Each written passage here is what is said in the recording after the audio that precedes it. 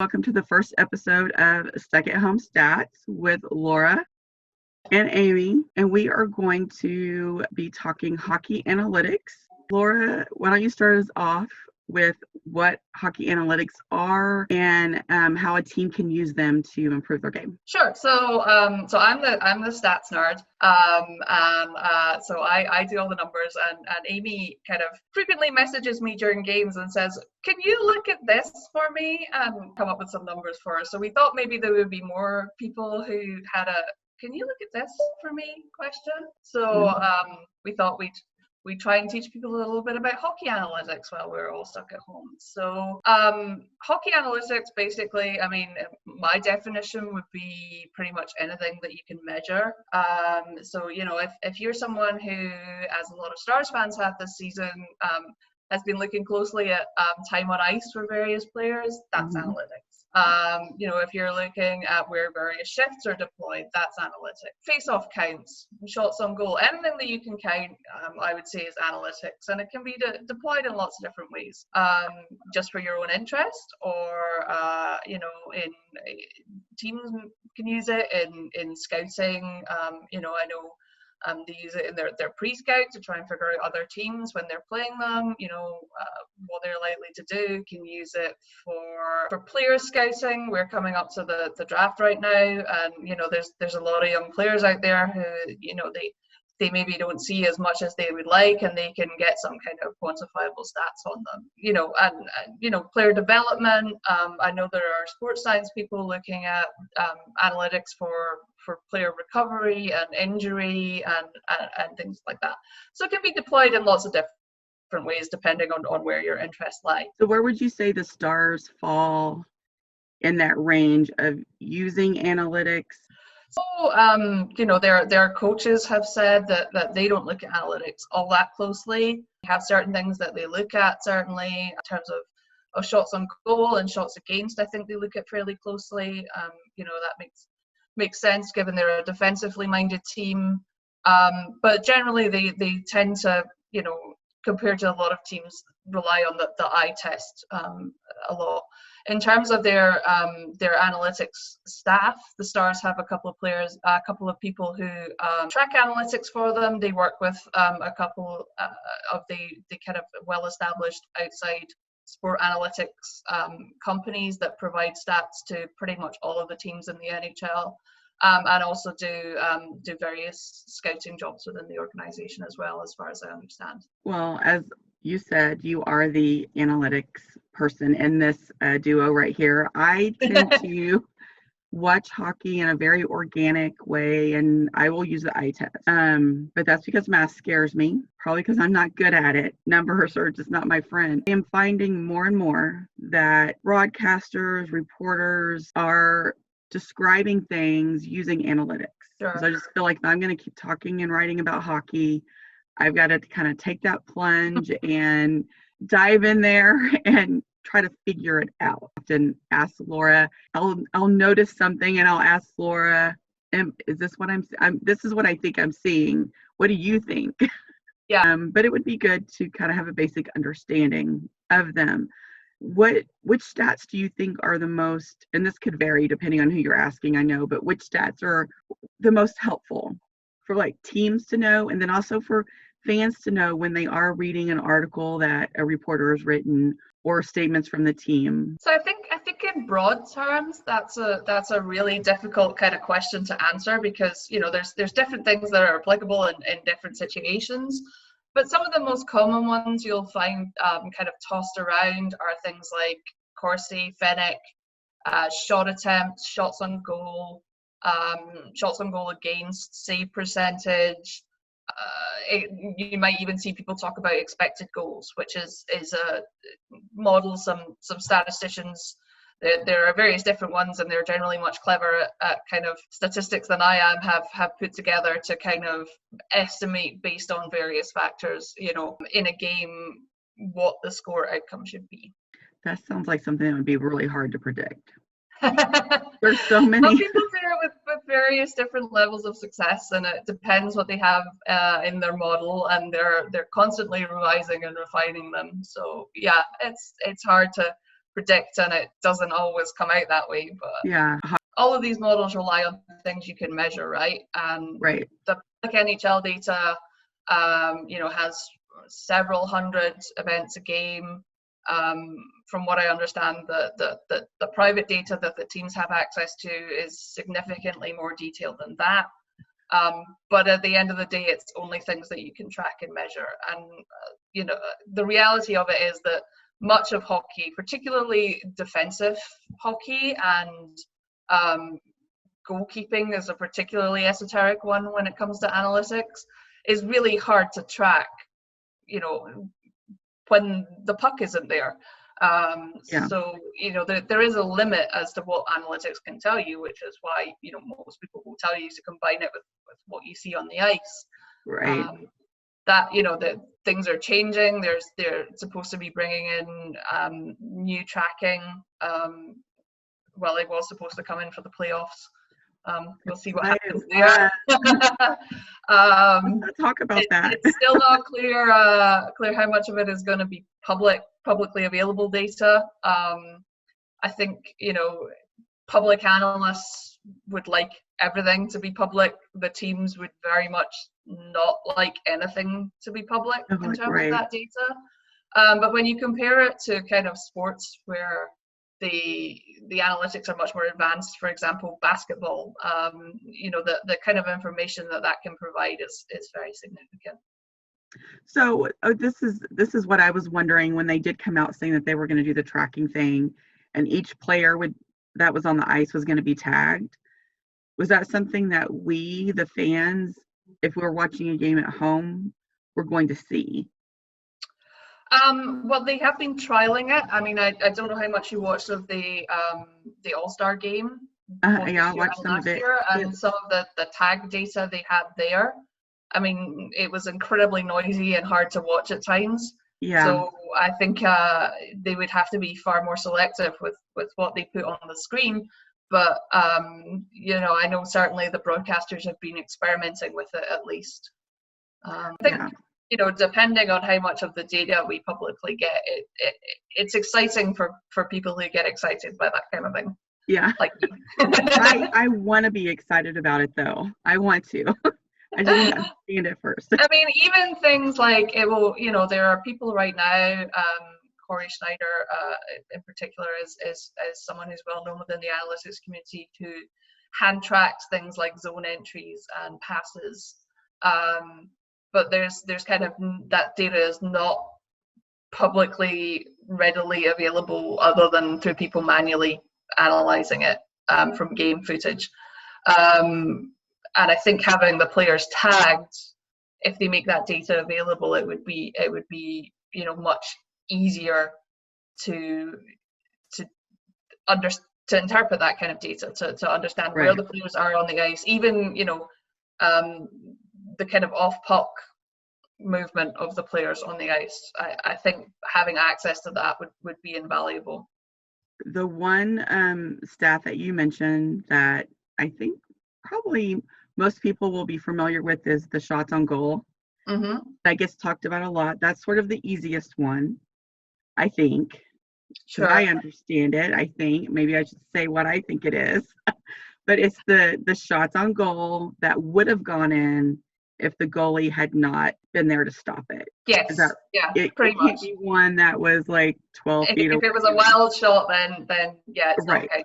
I mean, there are like people who do there are like total shot counts available, but largely the ones that you see on broadcast are shots on goal. And goalies in particular will tell you that they're not accurate, and it depends. I've heard that.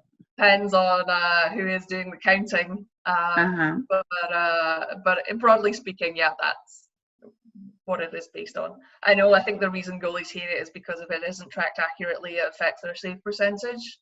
Mm-hmm. And obviously their save percentage being goalies is something that they treasure. Yes. It's kind of important. So for the general public, and maybe this is all it is, maybe this is the simplest one, and all it is you're looking and you want those numbers to either be close or you want your team to be ahead. Yep. But is there anything that is there anything else that it tells tells me or us that isn't readily apparent just from looking at it? Like, I mean, I guess broadly speaking, it tells you, you know, a degree of insight about the way the game is going. You know, who is having most of the offensive possession, you know, who is, you know, largely in their own defenses. You know, if the shots on goal are kind of wildly out of sync, you can say that one team is heavily dominating offensive possession, for example. That might not be completely accurate, but you know, in a broad sense, you could look at it that way. Same, you know, if and I know as Stars fans, we've seen this quite a number of times in the last few seasons. The shots on goal will be wildly out of whack with the number of goals conceded. You know, the Stars have won games where they have been hugely outshot, and that might imply a couple of things. One, it might imply that the goalie is having a really outstanding game, and I think that would be where most people would leap to. And two, it might imply something about the quality of the shots. You know, if you have a low number of shots, but the number of goals you get off those shots are really good, then that might imply that your shot quality is excellent. And I know that is a statistic that many of the teams prefer to look at is quality shots on goal rather than the general number itself. And you know, it might also imply, as often happens for the Stars, that the goalie is playing an absolute blinder of a game. And you know, there are other goalkeepers around the league that you see that with as well. One that springs to mind, because I've recently seen a lot of discussion from various, you know, friends in the analytics community about you know, where the awards might go potentially this year, is Connor Hellebuck with the Winnipeg Jets. I saw them play the Stars earlier this year, and he had an absolute blinder of a game. And his save percentage is really good. He is up there with the best in the league, and the defense in front of him is generally regarded to be pretty atrocious. So you know, so you can get a basic degree of insight out of just the pure shots on goal. You know, you can speculate what causes it. You might need to watch the game or have you know, some additional numbers before you can really draw any conclusions. But you know, it gives you a sense of what's going on. And I know particularly when games are broadcast on NBC and they don't have that shot count up there, it drives me slightly crazy. I don't like that. Because I'm used to having it, you know, and drawing my own conclusions from it. So yeah, I don't like that when they don't have that up there. We're not getting to listen to Josh and Razor, and we can't see the shots on goal. It's just too much to deal with. I know. So maybe that's just the simplest one, which is probably why I understand it. And you know, so what would be another important one that you hear talked about a lot from, like, if you're listening to the, you know, the in-game analysis or the after-game analysis, when they're talking about how things are going, what's like one of the most common ones that they use? So, I mean, some of the basic ones you'll hear people talk about that can be kind of readily derived from the public data are things like block shots. You know, that's kind of for me at least, block shots and hits are quite a good proxy for where the defense are and what they're doing. If you look at that data, so obviously block shots, you know, indicate that, you know, the defense is in the shooting lanes and they're preventing shots on goal. And, you know, hits tell you, well, hits. You know, and if you kind of look at the location of those particularly, it can, you know, give you some idea about, you know, how aggressive a team is being on the forecheck, whether they're back checking a lot. You know, it indicates something about the position and style of the defense. And I know it's kind of some work I did recently was looking at if you take a key player out injured. So I had a chat with a friend who does various bits and pieces on the Predators. He writes for a Predators blog, and we were talking about Ryan Ellis after the Winter Classic and what effect it had on the Nashville penalty kill. So I went off and I did some plotting, and I looked at the kind of block shots location with and without Ellis in the lineup, and how that distribution changed, and what that said about the Nashville penalty kill. So obviously Ellis is one of their top defenders. It had some sort of effect, and so that's the kind of thing that you can look at a little bit. But just in terms of pure numbers, if you're getting a lot of block shots, then it means your defense is generally doing their job. Maybe it shouldn't have got to the stage where they need to be blocking shots, but they're doing a good job. Particularly, if that's associated with low shots on goal, for example. So it means that they're preventing the other team from getting shots on target. So I mean, I guess the one that you see blocks, you see total hits, you see shots on goal. And you also tend to see goalie save percentage, which I think is fairly straightforward even for non-maths people. It's just the shots on goal compared and the goals conceded. So if you have 10 shots and you concede 2 goals, then your save percentage is 0.8. And obviously the higher the save percentage, the better, which is why goalies like shots to be counted correctly. Yes, pretend like it's not straightforward and explain it like I'm 5, but you just did, so. Maybe I should get a whiteboard. Yeah, that might be good. I think, okay. In terms of broadcast, those are probably the stats that you'll see thrown around most. Some broadcasts are getting kind of adventurous with advanced stats. I was very impressed. I went to a game in Columbus earlier this year, and even on the board on the jumbotron, they had Corsi for and against, they had expected goals, and that was pretty weird to see, but also kind of awesome. And it wasn't just because there was a hockey analytics conference there that weekend. So act like you didn't just explain Corsi to me like 2 days ago. Okay. So tell us exactly what Corsi is and what it means by for and against. And so Corsi is any shot attempt, so goals, shots, missed shots, blocks, so you basically add them all up, and you have the Corsi for, which is the number of shots, missed shots, misses, and blocks that you have offensively taking. And Corsi against is just the reverse. So it's the number of shots against, blocks your team has made, missed shots against your net. What's the other one? Goals against. That's important. You can just look straight at Corsi. Obviously, you want your Corsi for to be high. That suggests that you're dominating offensive possession, and you want your Corsi against to be low because you want to minimize the number of shots of various type that are taken against your team. And see, I think, and then you have the Corsi percentage, which is just like the total divided by it's Corsi for divided by the total, which will give you the percentage Corsi for. And you want that to be high. You want to have most of the Corsi. So you want a high percentage? You want a high percentage because it's the Corsi for. So all the offensive shots that your team has taken, shots, blocks, goals that your team has taken, divided by the total Corsi. So Corsi for, Corsi against. It's basically you calculate the percentage that the Corsi for is of all the shots in the game. Okay. And so if you have a higher percentage, obviously you've had the higher value of the shots. Whenever I'm having to actually think about what you're saying, I'm just going to go ahead and take a drink. Okay. It'll be like a drinking game. You're going to turn this into analytics drinking game. So it is an analytics drinking game. Amy takes a drink whenever Laura is talking a little bit above her head, and Laura's going to take a drink every time I drive her crazy by not understanding, which I apologize for.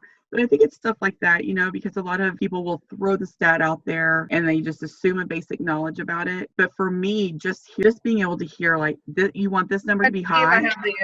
If you want a basic explanation of some of Corsi and how it's calculated. There are a couple of websites you can go to. There's a site called Natural Stat Trick, which has a lot of the in-game stats that I will pull up whenever Amy texts me in the middle of a game and says, "What is this?" But they also have a really good glossary which explains some of the basics of how advanced some of the advanced stats are calculated. So, you know, if you didn't quite get that explanation, if you go there, it's set out in probably more coherent words. Well, no, I've actually looked at their stuff before, and it's a good glossary, but I don't know. I think I get it does more. get really challenging really fast. It does. It's like, wait, what? Let me contact Laura real quick. Just need it explained in a little bit of a different way. And I'm hoping that other fans out there, you know, well, I'm not hoping fans are struggling with it. I don't want them to be struggling with it, but I'm just assuming that if I am, there's at least one other person who's struggling with it. And sure, and I mean, I have to regularly go back and look up how it's actually calculated on a regular basis. Yeah, that's good. I like that. I like hearing that. My dog telling me it's dinner time. I'll leave it up to you to tell me what I need to know. I feel like analytics are becoming more and more important. They are becoming important for sure, but I think at the same time, you know, we also have to combine them with watching the game. Thank God. It's very helpful for me. There are insights that both can give you that the other one can't. But you do see people online, like on Twitter especially, you know, Twitter can be, they'll be like, oh, what are you using, just the eye test, you know? It's like, well, yes, you know, and then some people just absolutely can't stand analytics. Yep. And so there just seems to be this divide right now, but I feel like eventually it's going to end up being, I mean, always the eye test, but also analytics, just standard incorporated into that. So I'd rather get on it now than wait. And hey, if John Tortorella can figure out what to use Corsi for, then there's hope for everyone. So is there? Oh, did he have trouble with that? Well, apparently, you know, I read an article by the wonderful Alison Lucan in The Athletic. She is one of the finest analysts out there. I really recommend her work. And she covers Columbus for The Athletic, and she wrote an article about how you know, John Tortorella, as a fairly old school coach, was never a big believer in analytics, but then, you know, he had a break from coaching for a few years before he joined the Blue Jackets, and he really went off and educated himself and started to, you know, to at least some degree see the value and what he could use this for. And I think that's really interesting that, you know, someone who's regarded as one of the more old school coaches in the game can you know, go away and make that transition at least to some degree. And you know, I know that Columbus have a really smart guys there. Well, that does lead me to a question, and maybe, I don't know if you know or not, but how would you compare Monty and Bonus in there and how they value or use analytics? I mean, it's hard to say. No? They've always been pretty kind of tight-lipped about it. I know the Stars think that they use analytics well. I would say that they are, you know, I have my own opinions about that, but yeah, I was gonna say they think they do. But I think largely speaking, they were both pretty old school in their approach to analytics. Okay. I mean, I know they use them. They get, you know, the report from their guys that run the analytics. I don't know exactly what stats they look at. I know that Bonus has commented that he likes looking at the shot quality, for example, which I think is actually a pretty reasonable thing to look at. Yeah. You know, and I know they look at shift counts and things like that, which are actually fairly straightforwardly derivable from the public data. But I've been doing a bit of work on that myself recently, and it's been slowly driving me crazy.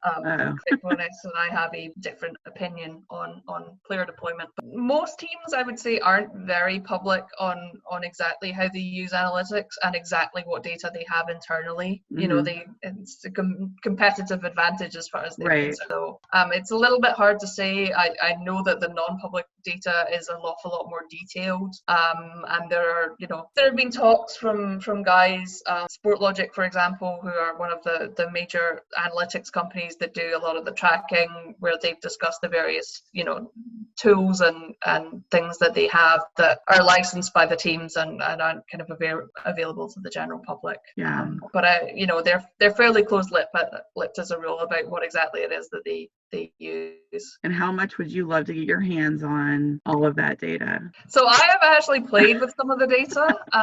Okay. At the Columbus Blue Jackets Analytics Conference, Hockey Analytics Uh-huh. Conference, they actually had a data contest where you could get your hands on half a season of the non-public HL data and do whatever you wanted with it and submit your project and present on your project. So Yeah. so I had to play with that. It is a lot more insightful than the public data, and yeah, I would kill to get my hands on it on a regular basis, but I make do with what we've got.